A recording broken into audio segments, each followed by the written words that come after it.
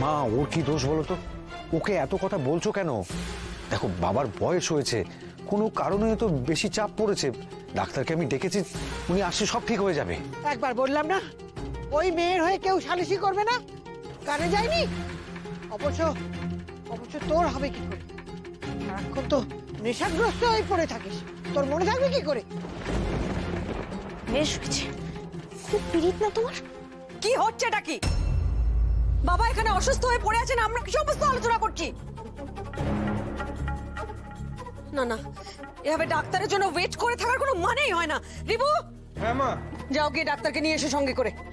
শোনো না, আমি বলছি ও তো কখনো এসব কাজ করেনি, আমি ডাক্তারকে ডেকে আনছি। তোমার মুখের দিকে তাকিয়ে তো ভবিষ্যতে বসে থাকতে পারবো না রুমি আমরা। পাবলোর অনুপস্থিতিতে ওকেই তো সমস্ত কিছু করতে হবে, তাই না? যাও, দাঁড়িয়ে আছো কেন?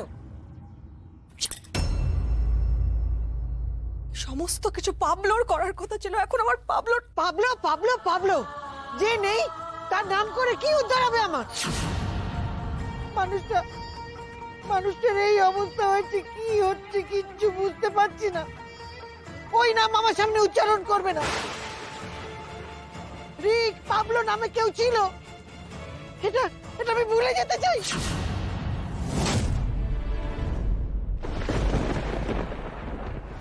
একবার কি ঋত্বিক বাবুকে ফোন করব?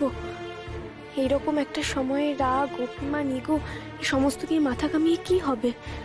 দাদুকে এত ভালোবাসেন উনি, পরে জানতে পারলে খুব কষ্ট পাবেন। যে যাই বলুক, আমি একবার ওনাকে ফোন করি।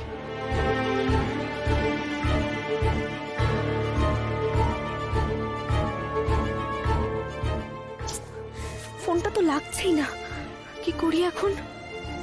ডাক্তারবাবুকে এখনো আনা গেল না? বাবার শরীরটা তো আরো ডিটোরিয়েট করছে।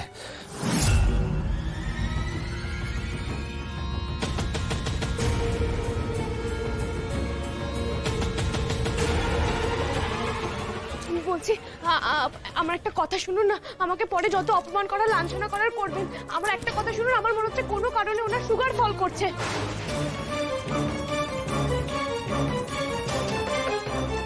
চুপ করুন। এই এই আরে কি কি খাইয়ে দিলে তুমি? কি খাওয়ালে? বার করো। প্লিজ প্লিজ ওটা ফেলবেন না। আমার মনে হচ্ছে এটাই এখন সব থেকে বেশি প্রয়োজন ওনার।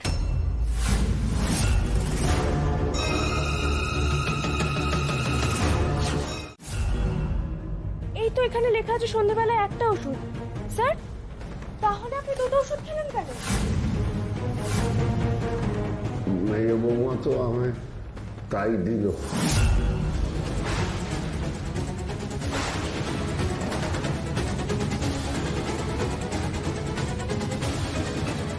বাবা, আপনার ওপর দিয়ে অনেকটা চাপ যাচ্ছে, আমরা বুঝতে পারছি সেটা। সারাক্ষণ তো পাবলোকে নিয়েই ভাবছেন। ইউজুয়ালি বাবার ওষুধ তো আমিই দিই বাবা, আমিই দিই, তো আমার কি করে ভুল হবে বলুন? আমি আপনাকে একটা ওষুধই দিয়েছি, আপনি একটা ওষুধই খেয়েছেন বাবা। কাল থেকে তো আমরা সবাই কোনো রকমে সার্ভাইভ করছি। তারপর আপনার বয়স হচ্ছে, আপনার পক্ষে এটাই তো স্বাভাবিক। এই তো ডাক্তারবাবু, ডাক্তারবাবু প্লিজ এক মিনিট। মধুবনী, একটু প্রেসক্রিপশনটা দেবে? একটু ভালো করে দেখে বলবেন, যে ওষুধগুলো দেওয়া ছিল সেগুলোই কি কন্টিনিউড হবে? আমি আর নতুন করে কিছু দিচ্ছি না, যা আছে সেইগুলোই খাবে। তবে টাইম টু টাইম চেক আপটা খুব জরুরি, Right, sir. ঠিক আছে? আর যাতে দেখতে হবে যাতে সুগার ফল না করে। Take care. Thank you doctor.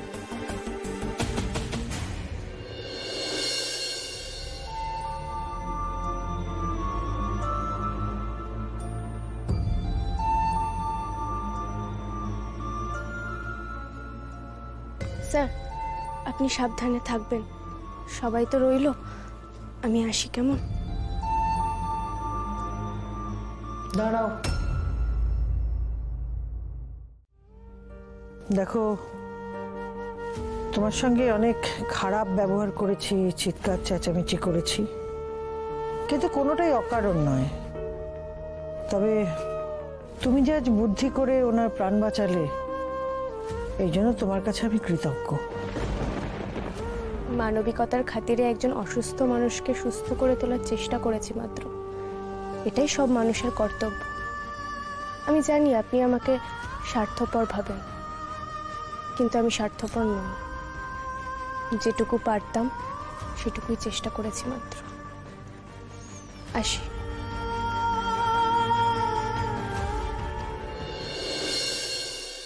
দেখেছেন মা কিভাবে বাবাকে লজেন্স খাইয়ে আপনাকে পটিয়ে নেওয়ার চেষ্টা করছে? দেখুন ও কি ভাবছে বলুন তো, এই বাবাকে যে সুস্থ করে দিল, এবার আপনি ওকে আদর করে গয়নায় মুড়িয়ে ওই বাচ্চা সমেতই ওকে ঘরের বউ করে নেবেন। বাবারে বাবা, কি সাংঘাতিক মেয়ে বাবা।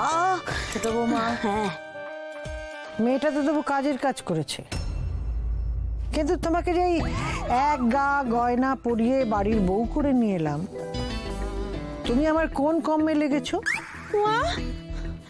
আপনি ওই ওর বাচ্চা আছে ওই মেয়েটার সাথে আপনি আমার তুলনা করছেন?